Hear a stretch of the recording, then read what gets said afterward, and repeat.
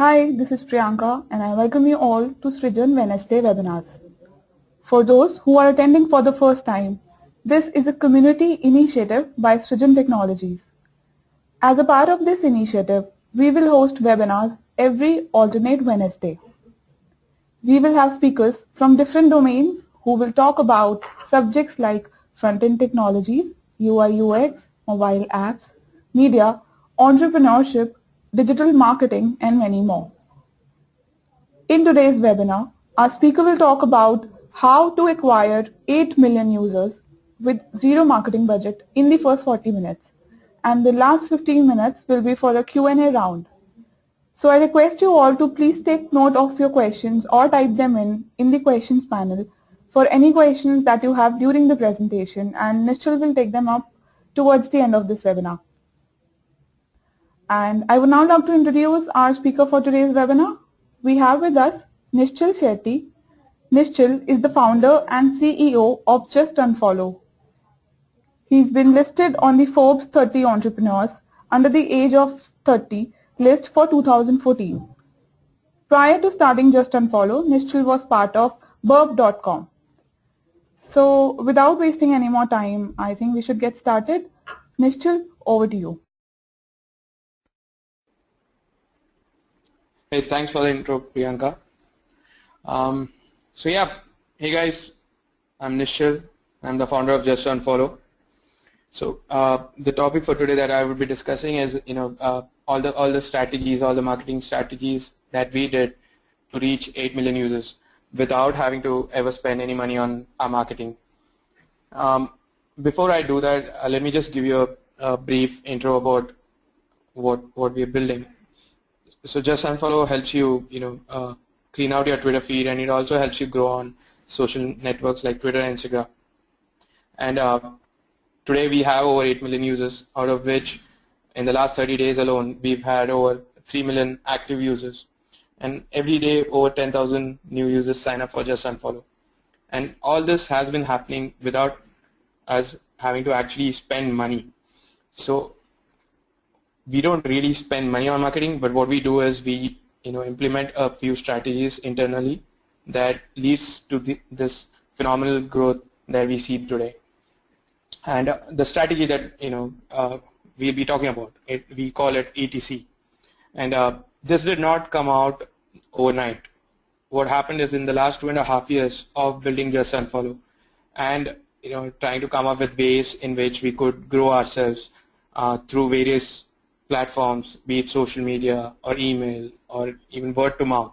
We kept coming up with new stuff on how we could grow, and eventually we realized that these strategies could be channelized into 3 important things, which we call ETC, which stands for stands for ego, T stands for temptation, and C stands for curiosity. So what we do is whenever we devise our strategies for any of our new product launches, any of our new features, we always try to think, can this marketing strategy revolve around the ego of a user, or can we tempt a user, or can we play with the user's curiosity so that he helps us promote the product to his friends.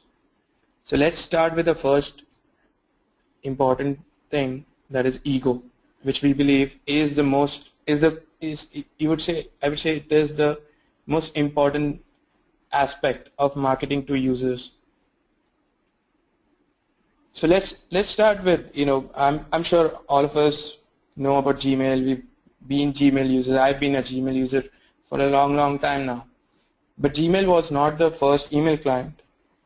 We had some really awesome email clients before Gmail. I used to use Yahoo, there was Hotmail, and we were all happy with using them, right? I mean, there was no apparent, no significant, no real need for a new email client out there. But Gmail came, they did things differently, but they had this unique problem of how do we now go to people who are already using a email client? I mean, they all have email accounts. Why would they switch to Gmail? How do we market to them? And I believe it was Gmail which actually did the best play on ego what they did is they launched Gmail in closed beta, and they allowed people to send invites to their friends. So this worked beautifully for them. I think Gmail was one of those first products which which really went big time about invites. And the way these invites worked were, if you happen to get an invite, only then could you actually access Gmail. And once you accessed Gmail, you had the opportunity to invite a few of your other users, other friends around. And when you sign up for Gmail and when you see an invite, you just feel responsible. You feel that it's your responsibility now to tell a few of your friends and to give them access to this product. And this plays with your ego, because now that you have the power to invite a few people, you choose to exercise that. I mean, if Gmail was to simply launch and tell you guys that use our product, you might not have used it. But because there was this whole invite thing, you as a user started telling your friends about, hey, I've got some Gmail invites. Why don't you try it out? It's a great, new email client. So playing on the user's ego, Gmail actually went about getting in a lot more users by converting their existing users into potential salespeople. So all of us, we just turned into salespeople for Gmail because Gmail told us that we just had the power to invite our friends over. And I think this was one of the best marketing strategies which were devised on the web early on. So when we were launching Just Unfollow, we tried to think, could we do something that would play with the user's ego? And we launched a very simple, small feature internally in our product, which allowed users to just simply tweet about the number of followers they were gaining every week.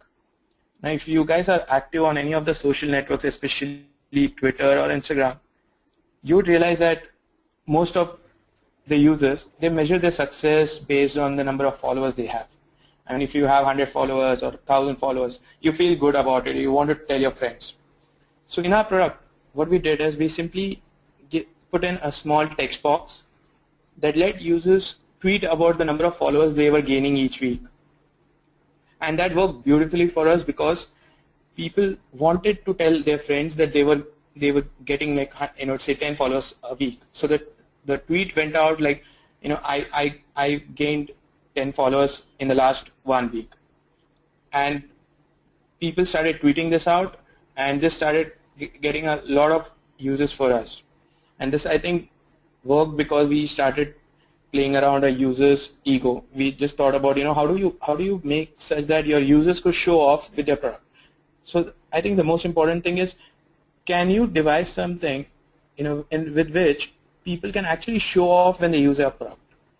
I mean, see the way the whole Apple ecosystem is devised, where it is a point where if you own an Apple device, it's sort of a way where you show off. You tell your friends proudly that you own an iPhone or a Mac.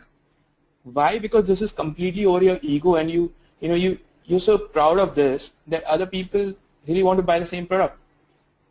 And if you have built something, get a way in which you believe that users would actually show it off to their friends. They would tell them that, hey, I use this product and it's so awesome that, I want you to use it as well. It's the same philosophy where the whole gamification of, when you play games and there's this leaderboard where you see the top players. Now, the thing is, you need not even reward them. It's just a display where they show that the top 5 players on our game are these people. But somehow, as a game player, I just want to be on that leaderboard. Why? Because when I talk to my friends about this X game, I would tell them that I'm the 5th or the 6th best player on that game board. And this is again playing around your ego. So all that games do is they just simply rate their users. And by doing that, they get in an inherent competition within their users to use the product more. And once they reach a leadership position in that game, they start becoming sort of the salespeople for these games, because they go around telling their friends about how they play this game and they're really good at it, and they're sort of the top gamers in that gaming community. And I think this is again based on how do you play with the user's ego. The same thing about another popular product that I love the way they've implemented ego into their product is the mayorship that you get on Foursquare. I mean, why would you really want something like that? There's no reason to that. It's true that later on they started rewarding the mayors, but when Foursquare really launched the whole mayorship thing, there was no apparent reward. There was nothing. I mean, there was no reason or there was no need for someone to be a mayor, but they still wanted to be, which is why they started using the product more. They started checking in more often just so that they could be mayor of a place. And this again is nothing but ego. It was just, saying that if you use that product more, you could show off by saying that you're the mayor of some particular place. I don't know how many of you remember, but sometime back there was this app on iPhone which was called as I Am Rich. Now it was supposed to be the most expensive app on the iOS store, and it was for $999, and it did nothing. All it did was once you install the app, it just showed a screen which said I am rich. And Apple removed it from the App Store, I think, within a day. But in that day alone, there were some 8 to 12 people who actually bought the app. And a lot of people wrote about it. Why? Because the app simply did only one thing. It just massaged its user's ego. Whoever bought the app just had the option to show off to their friends saying I am capable of buying something worth $1,000 on the App Store. And I think this was the smartest way in which someone could actually use ego to market their product and also to be able to sell to customers. So these are some of the ways in which products around the world have been using ego to sort of spread to other people and also to keep their existing user base happy about it. I think it's the same if you think about it. It's the same in which even companies go about. I mean, if you see the whole internet space, it started with people being cool about having a website. I mean, having a website used to be cool, so people were all creating websites. And then there came a time when everyone wanted to have an app on the App Store. And suddenly being on the web became uncool. So anybody, I mean, when I speak to devs also, there are a lot of devs who find being a mobile app developer seems cooler than being on the web. Though that's just a cool part, but I think, it's again something that goes around the ego aspect where you want to sort of show off about something that you use or you do. And this is a great way in which you could actually, market to a lot of people. So if you have a product that you think can somehow, play with the user's ego, you should put some thought into how would you present this to the user. I mean, it's all about being able to present it to the user in the right way. And a lot of products that I see have the whole ego component. One of the recent examples about something that really went viral out there and has used ego really well is Secret app. It's available on iOS and Android, where as a user, I got onto Secret because I got an invite from a friend. And for a long time they had, they did not allow just about anyone to install the app. They went about the way how Gmail went about years ago, where they allowed their users to send in invites to their friends. And this was really awesome about them because it helped them gain some really good fast growth in the beginning. So just to recap, whatever you do in your product, if you're able to involve ego into it, please try to do that, because out of all the three things that I talk about, be it ego, temptation, or curiosity, I think ego is something that works wonders and it keeps working. It is something that if you are able to somehow put this into your product, I don't think you would ever have to worry about getting new users or new customers. They're always going to come. So keep this in mind about the ego part and try to put in some thought into your own product and see how you can get an ego. And you can also ask me questions about this part. If if you have a product wherein you're not able to come up with something, I would be able to probably brainstorm and help you someday. You can probably send me an email or connect with me on Twitter as well for this aspect of your own product. Let's get down to the next part, and that's temptation. Now, temptation is something that has been going on for ages. I mean, we all know about freemium model, right? Freemium is where we all get to use the product for free, and if we want more features, we pay for it. Now, freemium is the best thing that could ever come out from the temptation aspect of users. Why? Because say there are two types of products. There are free products and there are paid products. Now the ones that are free have to monetize in a different way, and the ones who are paid, you have to pay them to use it. And traditionally it's always been the free products which have more users compared to the paid products, simply because not everyone wants to pay for it. Then came a time when people started talking about freemium, which was an in-between path between the free and the paid products. And why did this come about? Because people realized that they could tempt their users to try the product and eventually have them pay it. So if you were to use any of the typical SaaS products out there, most of them, they always have a free trial. They allow their users to sign up for the free account, use it, and then they'll put in some features for which you have to end up paying. But because you've been using the product, you like it so much, you're tempted to pay for it.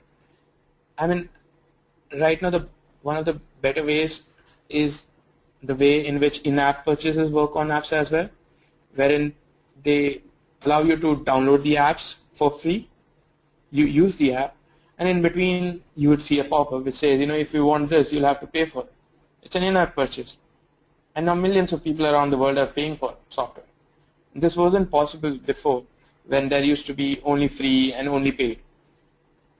So temptation helped a lot of people monetize their products and also to get more users to their products by giving away some of the stuff for free and then keeping away a few things behind a paid channel.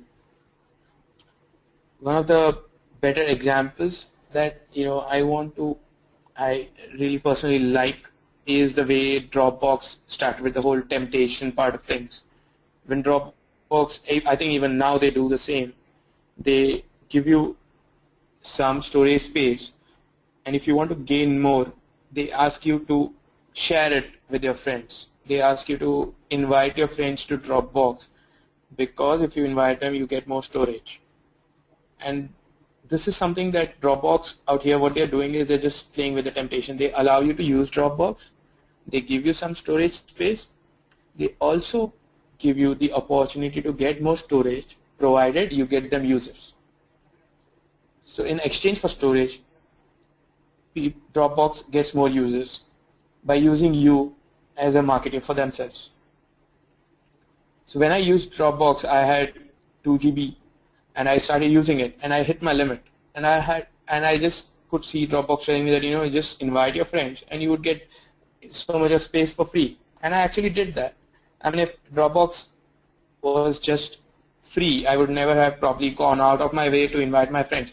But because Dropbox put a channel in between and it tempted me by telling me that if I told my friends I would get more storage, I actually went for it. And I'm pretty sure a lot of you who are now listening to this have told your friends about Dropbox just because you were tempted to get some more storage space from Dropbox. So what did Dropbox do out here? Dropbox actually played with the temptation part of you. They tempted you. They told you that you could, they showed you a carrot. They told you that look at this, you will get this provided you tell a few of your friends about it. And that's how all of us started talking about Dropbox to our friends. And we got storage. We were happy, but Dropbox was happy too, because in return for storage, it got new users who would eventually do the same thing that you did, tell their friends about it. And there you got a viral channel for Dropbox by utilizing the temptation part of us humans. And I think that was really smart on their part. So when we were coming up with a strategy internally in Just Unfollow, We had this time when we were launching a new feature, and we said, how do we make our users talk about this feature to their friends? And we made a really bold move back then. What we did is we actually logged out that feature for all our users. Whenever, if you happen to come to that feature, it would have been logged. You'd have no access to it. What you saw was a way for you to tweet about that feature to your friends, and only then does it get unlocked. So we did not know, we were not sure if this would work, but we wanted to try. And when we launched that feature, we actually put in the whole tweet to unlock thing, and we saw that in a day. From what I remember, this was around 15 months back when we launched that feature. Around 2,000 to 3,000 people were actually unlocking each and every day, and because they were tweeting about the feature and unlocking it. And this was not even after using the feature. They did not even have access to the feature. They did not know what the feature exactly did, though they could make out from the name of the feature, but they did not even know if the feature really works for them. But they went ahead and they tweeted about it to unlock, because they were just tempted. We told them that there's this feature which should do something for you, provided you unlock it, and they just wanted to tweet about it and use that feature. And this worked really well for us. And the other thing that I see in one of the apps, the secret app that I keep talking about, is when you browse the posts on this app. So this app shows you a lot of posts, but in between it would show you a post where it says how many of your friends are using the app, and below that they give you an option to invite more. The thing is, whenever you see this and you see that 10 of your friends are using the app and you have the invite option, you just feel like increasing their number. You just want more of your friends to come to that app so that you just see that number grow, because it just tempts you with that whole invite button in such a beautiful way without even asking you to invite them. It just tells you 10 of your friends out here, invite more. It does not even tell you why. You just feel like inviting your friends and see that number grow. So this is the perfect temptation of using a social channel where they tell you that your friends, you have so many friends and only 10 of them are using it. Why don't you invite more? And I love that. The other way in which a really popular app, LinkedIn, which I'm pretty sure most of you are on, they have this feature where they allow you to get in testimonials from your friends. Now it works, testimonials work well for all of you because someone's looking up your profile on LinkedIn and they see testimonial, they know, yeah, it's a confirmation that this guy is, what he says. But when you send a testimonial request to your friends, now inherently, though you think it is working for you and it works well, testimonials also get new users for LinkedIn, because when you send a testimonial request to a friend who's not on LinkedIn, he has to sign up for LinkedIn and give you a testimonial. So LinkedIn actually tempts you by saying that testimonials are really awesome for you, for your profile. They all show that it is for you, but when somebody actually signs up, they just became a LinkedIn user and you were the marketer for LinkedIn. And it's a perfect example of LinkedIn playing on the temptation part for you and making sure that you got in some users for themselves. The other way that temptation really worked, and there was this, it was a fad in between where everyone said, we have a closed beta, you can sign up, we would give you access, but you would get access faster than the others if you shared this with other people. So this is not the Gmail invite, because in Gmail you had access to the product, you used it, and then you could share it with others. But out here, in these kind of beta, closed beta that happens, they don't even give you access to the product. They tell you that you are in queue to get access to the product, but you could get faster access provided you share it with a few of your friends. So they're tempting you by telling you that we'll give you access provided you get in a few of your friends to sign up for the closed beta as well. And this, in between I could see so many tweets from people around saying, I just signed up for the closed beta of this product, you can sign up to out here. And when I clicked those links and I went and I realized that this was not something those friends also used. They never used the product. They just tweeted about it because they wanted to be the first ones to be able to use that product. And I realized that this was such an amazing way in which an app could tempt you to tweet about itself, not even before you could use it. And this is the power of temptation when you are able to properly show something to your users, saying, you use this, and you tempt them with those features, and you tell them to spread it to their friends, and they get access to more features. They're definitely going to do it. So if you are, say, going to launch a new feature, maybe you can do something in which you write some really good copy about the feature and probably give it a try, where you tell your users to talk about the feature even before they use it. I mean, it's all about trying. I would say you should definitely give this a try, where even before you give someone access to something, ask them to share it with a few of their friends. We did that, and it worked really amazing for us. There are a few downsides. We did get complaints from people saying, how could you make me talk about a feature before I even use it? But then the funny thing was, most of these people who complained were also the ones who actually tweeted about it. So though people complain, and there will always be a small percentage of people who will complain about the marketing strategies that you apply, majority of people don't really mind you coming up with strategies around these things, because they just get happy when they know that there is some priority given to them, provided they do some work for you. And so if you are going to use temptation, use it in a smart way, where maybe try it for the next feature that you launch for your product, or maybe the next product launch, the next time you launch a product. Maybe make a bold move. Maybe for a week, just put out a page where, and whoever comes to your product does not get access, tell them you get access only if you tell it to 5 of your other friends. Give it a try, because it's all about trying. If you try it and if it works, that might be your biggest channel for growth. And it has worked well for us. It has worked well for Dropbox, for LinkedIn. It has worked well for a lot of these products which have been in closed beta and have really gotten popular even before they launched. And temptation was the single most motivating factor for people out there in all these products. So give this some thought, and maybe come up with some points in your app where you could use temptation. So we spoke about ego, we spoke about temptation. Let's now speak about the third, that's curiosity. Now I love this part, and I think there is the biggest winner in the curiosity space is LinkedIn. And I'm pretty sure I would get a unanimous yes to this when I ask you that, have you guys ever received an email from LinkedIn which says 10 people viewed your profile? And I mean, I never really cared about who viewed my profile, but the moment I started getting these emails from LinkedIn which said 10 people viewed your profile, I just so curious to find out who viewed my profile that I actually ended up going to LinkedIn, and I actually signed up for their paid account just to know who those people were.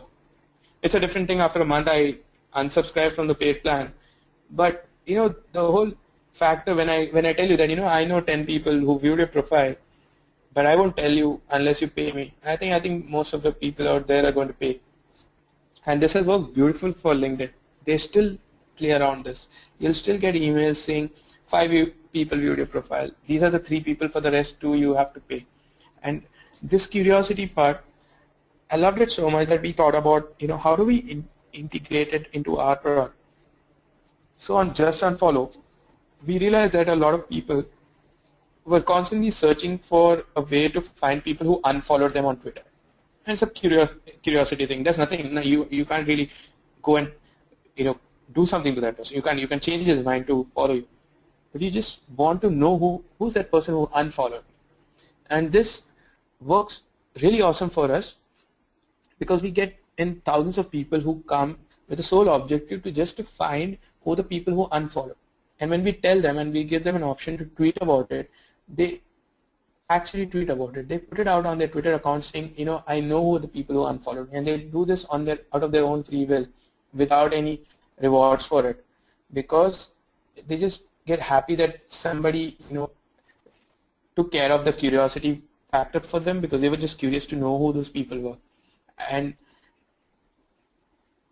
right now, on this feature that we have, where we allow people to tweet about the people who unfollowed them, in a day, from what I remember, we get over 10,000 tweets that go out every single day about people who tweet just because we help them satisfy the curiosity factor that they had on Twitter. It's the same with notifications. So we all have our mobile devices, and if you go through the apps that are on your mobile device, the moment you see that small little red notification on top of your app icon, which says 1 or 2 or 3, you're always, you just want to click that and see what those notifications are. And this is especially true in, say, Facebook. I mean, if I go about and see the Facebook icon, and I see a small little 3 written in red, I just want to know what those 3 things are. And this is just curiosity. I mean, there's no need for me to go to Facebook right now. But the moment I see those numbers, I just want to click and clear them out, because I just want to see who those people are. If WhatsApp sends me a notification saying 3 new messages received, I just want to click those messages and see what those messages are, even if I'm in the middle of something really important. And this is the curiosity part that all these mobile apps are playing around with right now. And the best part about curiosity is you just want to do it right away. It's not something that you would want to keep it for later. And when you are able to devise something for your product which plays with a user's curiosity, I think what you'll see is instant results. So if you remember, I said we have 8 million users, out of which we have around 3 million who are active in the last 30 days alone. We send out notifications every day to our users which tells them about the people who unfollowed them on Twitter and the people who followed them. And people click these notifications to see who these people are. And this is one of the biggest reasons why we have over 40% of our user base which is active, in spite of us never having sent any email to our users to come back to our platform.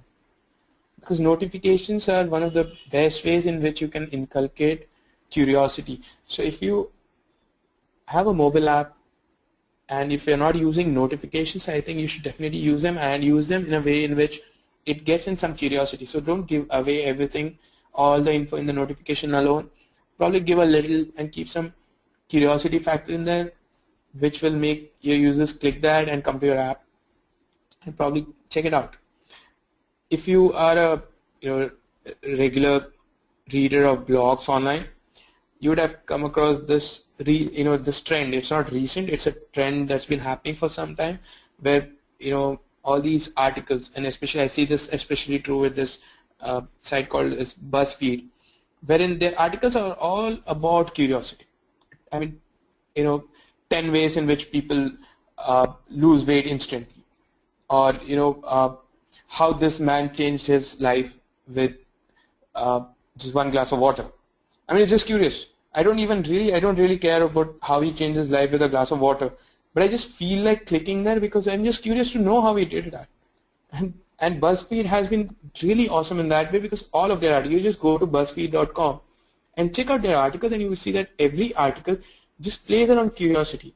The article gives you a little, and then it wants you to click that to know what the rest of the stuff is. And we as human beings are always curious, and once something makes it curious, we just want to get to the bottom of it and know what it is. And this is something that you can really get into any of your product marketing strategies. And if you're able to put in curiosity really well, the thing is, it gives you instant results. So like we spoke about ego and temptation. The really good thing about curiosity is it gets you instant results. So if you come up with something that is around this aspect of human behavior that we've been trying to analyze, you would see results instantly on your products. So yeah, the 3 things that we actually, so the whole reason why I decided to give this webinar is, if you are someone who's trying to get your product out there in front of people, one of the ways in which most of us do is we try to, like from the examples that I gave also, you might now start thinking about how would I do the same way in my own product? How would I implement the same strategy that someone used in my own product? But the thing is, it's not about just because LinkedIn has a who viewed your profile feature does not mean you have to have a who viewed your profile feature. The most important thing is you have to see what aspect of human behavior have these products been, exploiting for growth, and you use that in your own product in a different implementation. So the key is not to copy the exact same feature that some other product, and this is where most of us go wrong, because we tend to copy the same marketing strategy that someone else does it without knowing what is it that this strategy is based upon. Because when it comes to marketing to anyone, it has to do with human behavior. I mean, all your marketing strategies have to revolve around one aspect of human behavior, and the three most important aspects that I just lined out, which has worked beautiful for us, have been the ego, temptation, and curiosity factors. So tomorrow when you sit and start thinking about strategies for your own product, don't just try to copy someone else's strategy, but just go a little up. Take a top view of how they did it, what aspect of human behavior is it that they really touched upon. And in most cases, you would see there's one of these three things that we've been speaking about, which we call as the ATC strategy. So the most important key takeaway from this whole session that I want you guys to, when you go back and when you think about doing something, is not the examples that I spoke about, because these examples have worked for those products. The same ones won't work for you.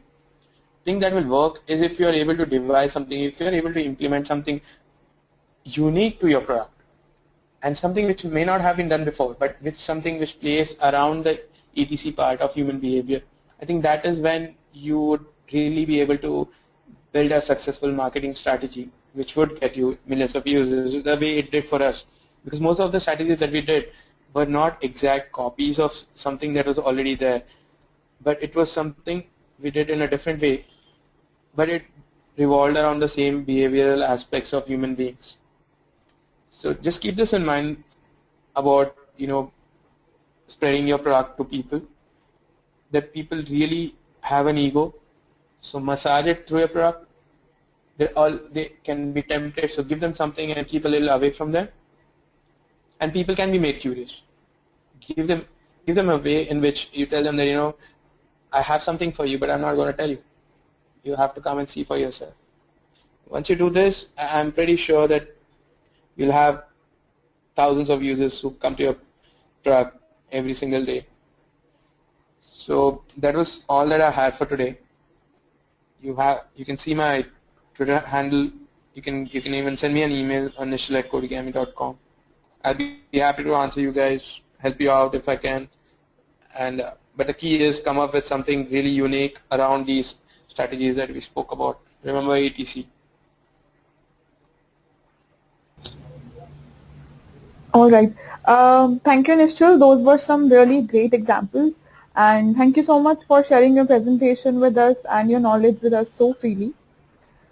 Before we move on to the questions, I am getting messages from a lot of people who are saying that they have joined in late. So can you just please give us a quick recap of all the three parts of the ETC strategy?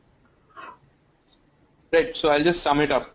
So for everyone who's coming in the middle, first of all, you guys should have come at 3, all right.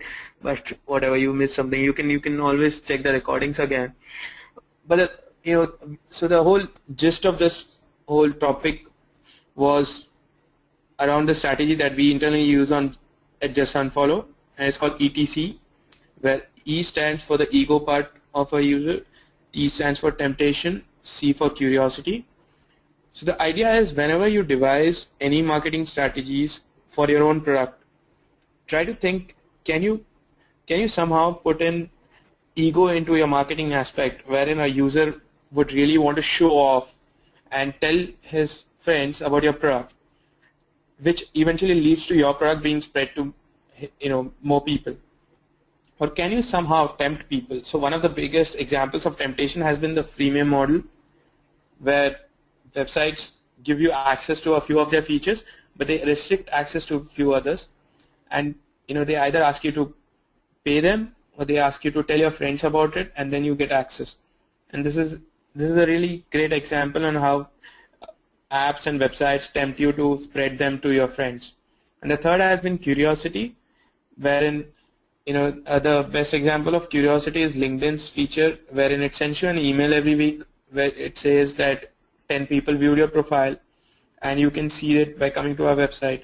And this is how they also make you pay for the product, because they tell you that you can't see all these people unless you pay for it. So just remember ego, temptation, curiosity when you devise your marketing strategies. These are three aspects of human behavior that really work well when you when you try to market your products online. Yeah, I think that's all that I have right now. All right. Thank you again, Nischal. So I'm going to start with taking our first question here. We have a question from Ishan, and he wants to know if someone has tried the ETC strategy in the services industry as well, and how can that be done? That is, if instead of asking people to spread info about the product, can we make them spread info about your service? All right. Well, I think it definitely can work anywhere. It need not even be online. It can even be offline. It can be anything. I mean, in the services industry, so this, I think if you were to look at this is more of a B2B angle to it, maybe. Because if I was a business who came to you to get some software done, and if you could come up with a way in which the service that you provide is something that I could actually boast about. One of the ways I'll tell you, and so that's, yeah, this is really awesome about the service industry. It's a good question. We have these companies which charge a whole lot more than other developers out there. I mean, you'll have 3 companies doing the same things, but there'll be one company which will always stand out and tell you that we are a premium services company. We offer our services at a premium rate. And this is true not just for the software industry, this is true for everyone. I mean, there will always be photographers who charge a premium when they do their service. There'll be there'll be performers who charge a premium, and these guys actually touch the ego part of it, because they eventually if you go to see, if you want to get work done, of course there's always this quality which is better, but one of the things is when you always feel like telling people that I got this done from these guys and they're one of the best in the industry. And how are they best? If there is no parameter, is the amount that they charge. And this is something where they try to appease the ego of their customers, because they know they're going to service only those people who can afford it. And for these people who get these things done, they tell it to 10 of their friends, and this has worked really awesome for a lot of people. I think you can probably I'll have to think about the temptation and the curiosity part, but I think in the service industry, ego definitely works. All right. Thank you for your answer, Nischal. So before we take our next question here, I would like to announce that I would request you all to please either type in your questions, or if you have any questions that you would like to ask directly to Nischal, or if you would like to have a conversation with him, please press the raise hand button on your control panel. Okay. So our next question is from Ruchi, and she wants to know, for launching a niche service, how do you suggest temptation spread can be done? All right, for the niche, so I need to understand what sort of a niche. So the thing is,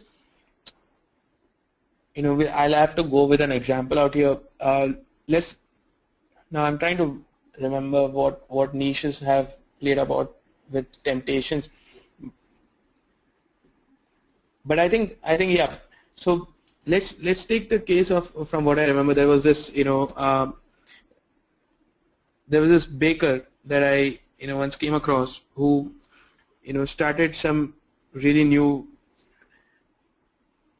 way, and it was just a new type of a cake that they launched in the market, and people are really reluctant to buy them because they did not know how it would taste. So I think the simplest way for them was they just started offering the cake complimentary to whoever came in to buy other stuff. and people started eating it. So this is just a real world example of temptation, but I think this was done really beautiful in their own niche, where they knew that they could not really put it out and convince people to go for it. They just started giving away free samples, and I think, yeah, this is where the whole sampling, if you think about it, the whole market of sampling is about temptation, because they allow you to use stuff for free. You have this small little sample that you get, and once you start using it, you realize that it's a great thing, and I want it, and then you turn into a customer for them. And there's this, I think there is this product which sends you every month, they send you samples, and people actually pay for the samples, and they use the samples and they love them, and they really go out and buy the actual product. I think sampling is the biggest way in which niches really try to go out and convince people that what they sell is really awesome. And I think temptation has been applied beautifully out here. Right. And our next question is from Tejas, and he would like to hear some examples on the ego bit.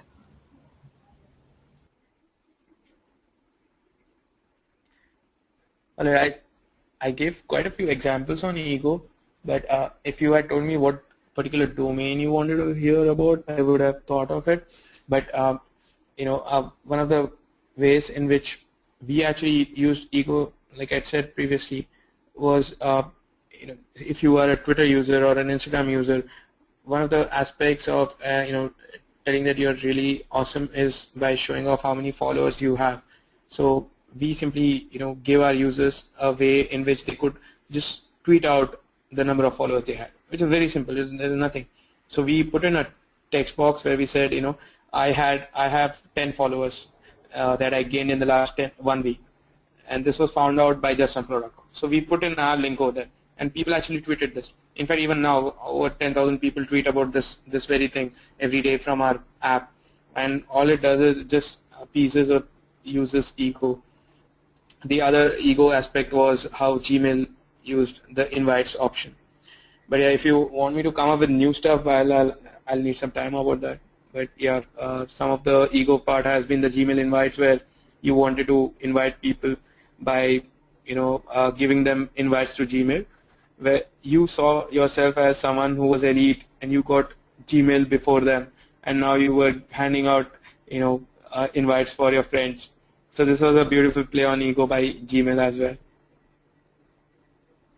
All right. So Siddharth, I believe would now like to have a conversation with you. So I'm going to unmute Siddharth. Siddharth, you can ask your question now.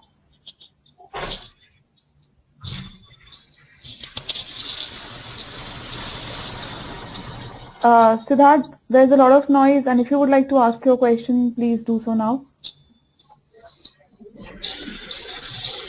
I would like to know that. Hello? Yeah. Yeah, I would like to know that how can we relate ETC strategy for e-commerce, as e-commerce marketing strategy requires a lot of budget.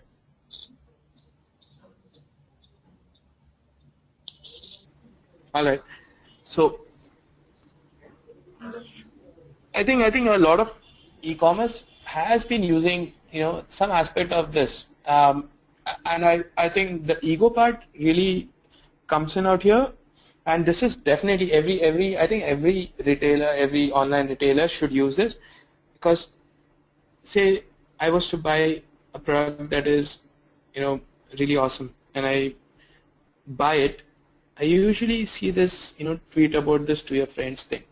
The only thing is it's not exploited well, because when somebody buys a really expensive stuff online, they really want to tell their friends about it. Now the only thing out here is most of these websites don't devise it properly for their for their users to tell it. I mean, I don't see it often. I don't see it being implemented all the time. And if it is implemented, it's treated as a as something which is if you want to do it, you do it. It's not really out there. So say you were to buy an iPad online. The moment I make the payment, why can't you just show me a screen which says great stuff. You bought an iPad online. How about you tell a few of your friends and let them know you bought an awesome device, and compose a really good tweet for me, and put a link to device out here, and it can be as simple as just put an iPad online, look it up out here. So I think the ego part, a few of the online retailers do it, but it's not really done in the way in which it's supposed to, because it just it has to be the focus. Whereas out here when I buy, sometimes I see a small tweet button which says tweet about the product, which is not the way it should be. It should be more personalized. It should more be about me telling my friends, making an announcement saying I bought this product and you can check it out here. And I would really love to do it if I'm pretty sure if somebody bought an iPad or something, I mean, if there's something worth showing off, people would really definitely tweet about it or share it on Facebook, or even why don't you even give me a really awesome image of that so that I can post it on maybe Pinterest, or I can put it on Instagram. So that's not being done. It's just about a matter of somebody does it and presents it to people. I'm pretty sure everyone would want to tweet about it or post it on their profiles with the product info, which would link back to your site. So yeah, I think ego can really work well on e-commerce. Temptation though, I think e-commerce has only been using temptation, 10% discounts, 20% discounts on e-com. All right. Thank you, Nischal, and I hope, Siddharth, that answers your question. If you have a follow-up question, please ask it now. No, thank you. All right. So I'm going to take our next question here. Love Kshitij wants to ask, does ETC strategy is also applicable to early stage products? And when you don't have many followers, how is it actually applicable then?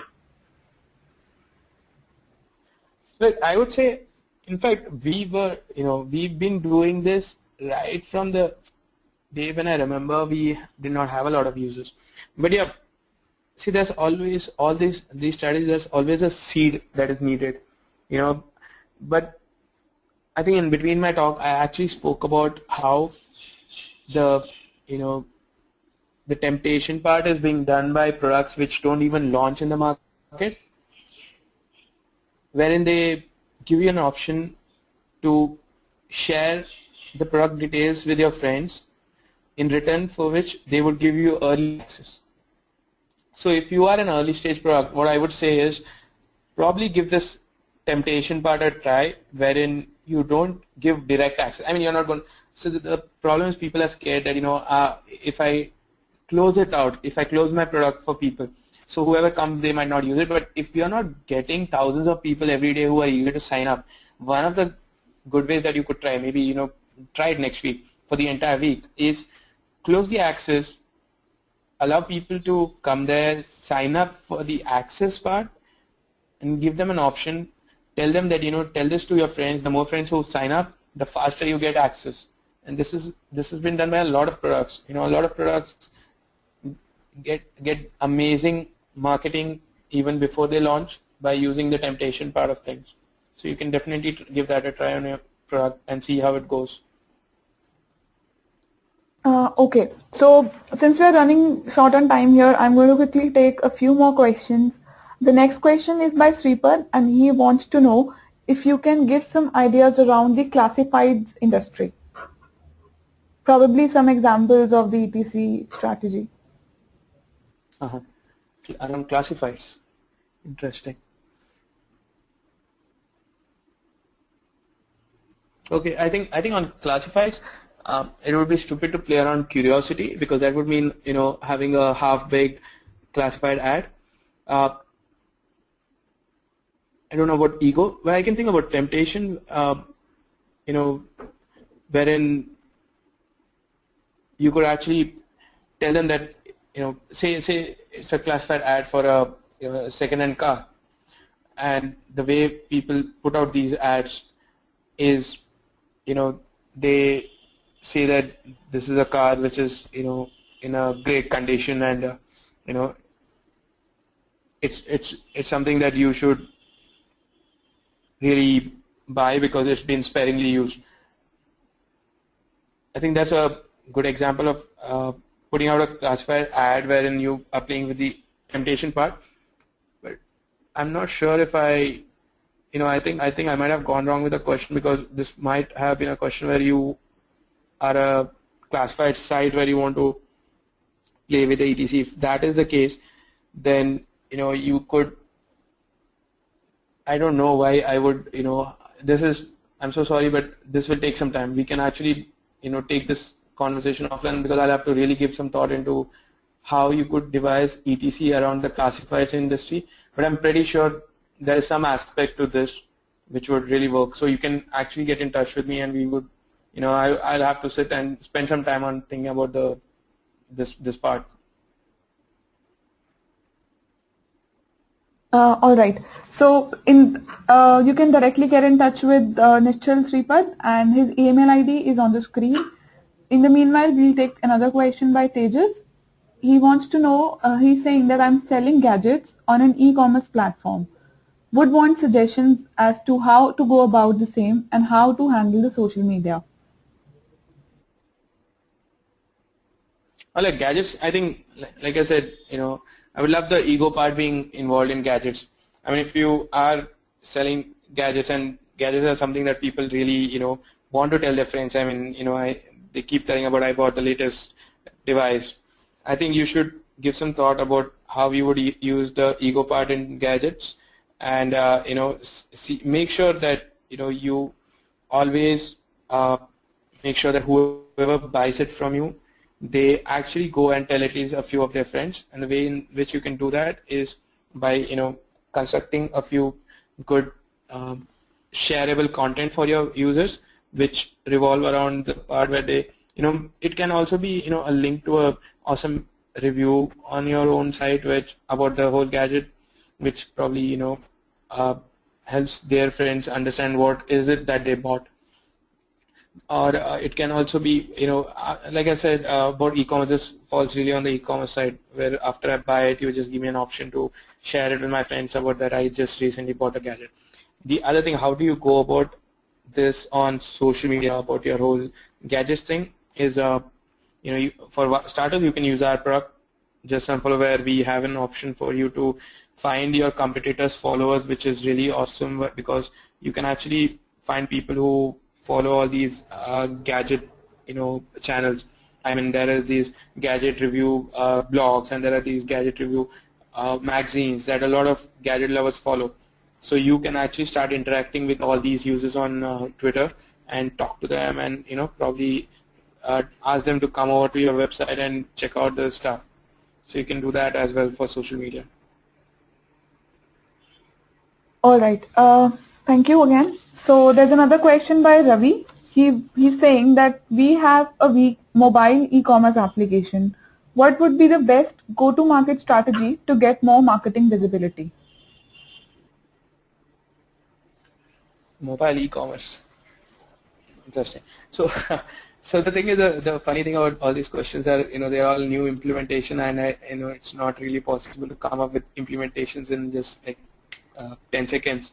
But if we were to generalize this into it being an app, a mobile app, and you are going to launch it, one of the ways in which people actually promote mobile apps is they usually, if it's not a mobile first thing, you would have your website which already has enough traffic coming to it. So what you could do is you could start promoting your mobile app inside your own website. But in case this is a mobile first thing and you want to promote it, one of the better ways is to probably to start with, you should probably concentrate a little bit on the mobile SEO side, where so we are going a little off topic, but if you want to start promoting a mobile app, one of the better ways is, especially on the App Store and also on the Play Store, is when we launch products, we always give them a name and we launch with that name. But the mobile, on the stores are not yet really SEO. They can be played around with SEO. So if you're going to come out with your mobile app, make sure that your title really need not really be the name of your product, because your name of your product can be really something which is not a functional name. It won't have the term e-commerce, or it won't have the term mobile or something else in it. So you can come up with a title which need not be the name of your app, but which would make sense if I was searching for it. And this can be the first phase of growth for you, because people, the app stores, they still give high priority to the mobile app's title when people search for it. And one of the biggest mistakes that mobile devs make is they start giving it either apps names and that's the same name that's on the title. You can always change the name later, but to begin with, always come up with titles which are functional, which which your users instantly know what your app does instead of giving it some random name. So maybe if you're going to go out with a mobile app, first come up with a name that is functional in nature, which makes the user understand what this app is. And once that happens, once you get a few of the people who sign up, if you have a mobile e-commerce store, one of the crazy things that I think you could actually do is, if you're really you have a lot of categories and that there are a few categories that sell more. So maybe how about, I don't know, this is just random if I want to come, how about just locking it out and telling people that you can only access this section if you share it with 5 of your friends or send an email to 5 of your friends. Means, like I said, it's just about trying. Give it a try, maybe in your app, close a few sections and give people access only if they talk about it with a few of their friends, and see how that goes for you. Okay, so we have received a very interesting question by Ashish. He's asking, is it okay to mix E, T and C, or does it make sense to just pick one and focus on it? Also, how do you judge that you're not overdoing it? Right, if you start getting a lot of hate emails from your users, you should assume you're overdoing it. But I would say, do not combine them right away. Do not go after all of them right away. What you should actually do is just pick one of them. And the other important thing is, these strategies are not for overnight success. They're not something that you implement in half an hour. Because like I said, if you were to copy the strategy that someone else did it, it's a half an hour job. But to actually come up with even just the ego aspect, and which is why I've been finding it difficult to answer questions, is you have to really understand the product, what it does and how does it help users. You have to spend some significant time behind that single thing. If you pick ego, you have to use your product as an outsider and see what are the things I can inculcate in this product that would really play with the user's ego.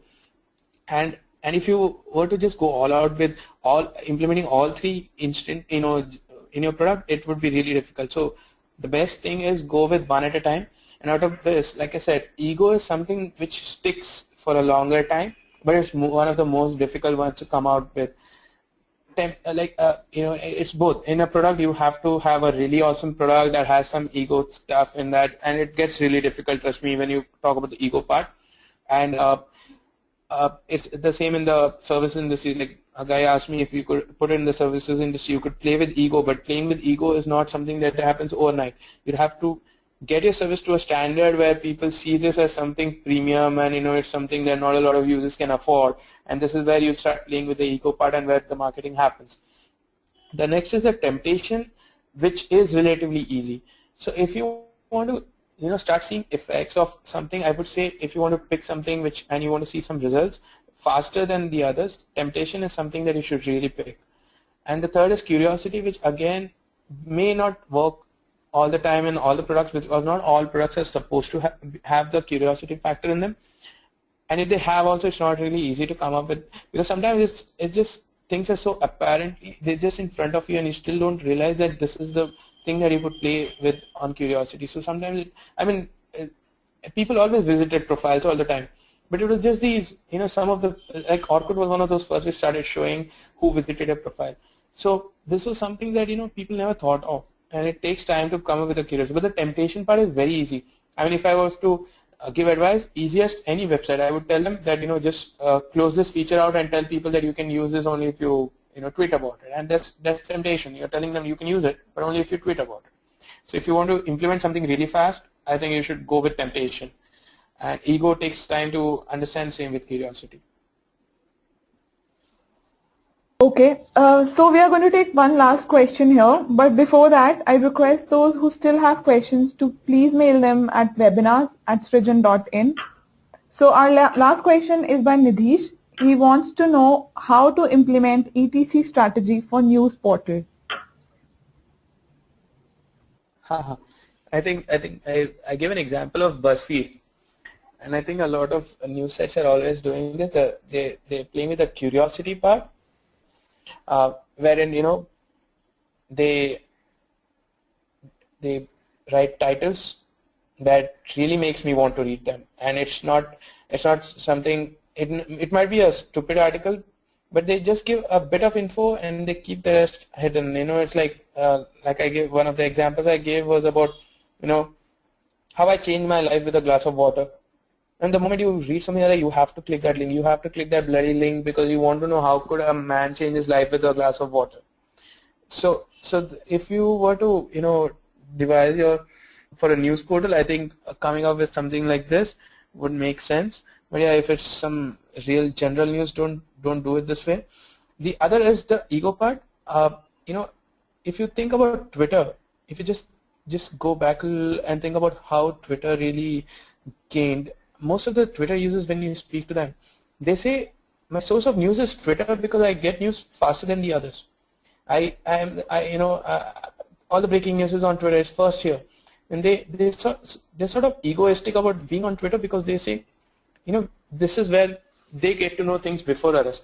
So reading newspapers seems to be like something that people who not aware of Twitter do, and where all the news is so old already. So this is something where Twitter really plays with the ego part, because Twitter has, and this just happened. It's not like something that Twitter wanted to do or Twitter is doing. It's just happening where being on Twitter gives you the sense that you have access to news faster than all the other news portals, which is why I think right now maximum people rely on Twitter as well, as they talk about it to their friends.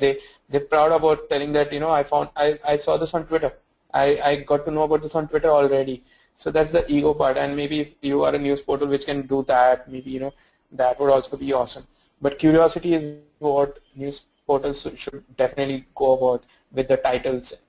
Titles are the most important thing, and the other thing is, especially in today's world where not a lot of people read a lot of content, if you are able to make them curious in the first few lines, which is the title, then you have an opportunity where people would actually come to your portal and read more articles. All right. Thank you once again, Nischal, for answering all the questions very patiently. Yeah. Priyanka, I would like to add out here about the curiosity part. So when we talk about curiosity working, curiosity has also worked for spammers a lot. So on Facebook, if you were to understand the curiosity, thing that is happening on Facebook is the spam, where you see a lot of these videos about I don't know how he did it, I don't know what he did. All these are spam videos that come out about see how this guy lost weight in 5 days, lost 10 kilos in 5 days, and when you click, they ask you for your login information, which obviously is spam. And it's widespread right now all over Facebook, and one of the reasons is because it's just simply playing with the user's curiosity. And it happens on Twitter also, where you get in direct messages from people saying, I know who viewed my profile on Twitter, which is not possible, but say still you see that. You see that on Facebook, the I know who viewed my profile on Facebook, and it's going crazy. Everyone clicks that, they put in their username, then they get their accounts compromised. But these spammers are really playing with the whole curiosity factor on these social networks. Okay, that's an example I think many of us can relate with. So on that note, I think we'll just close this webinar. So thank you once again, Nischal. I'm sure everybody found your presentation very interesting and insightful. And thanks a lot everyone for joining us in today's webinar. If you have any feedback or suggestions, please mail them at webinars@srijan.in, and we would love to hear from you. I'd also like to announce that our next webinar is on 11 things you don't know about cloud by Rohit Luthra, co-founder and director of Progression, on 6th of August. So for registrations, you will be getting a mail from our site. Stay tuned and have a great day.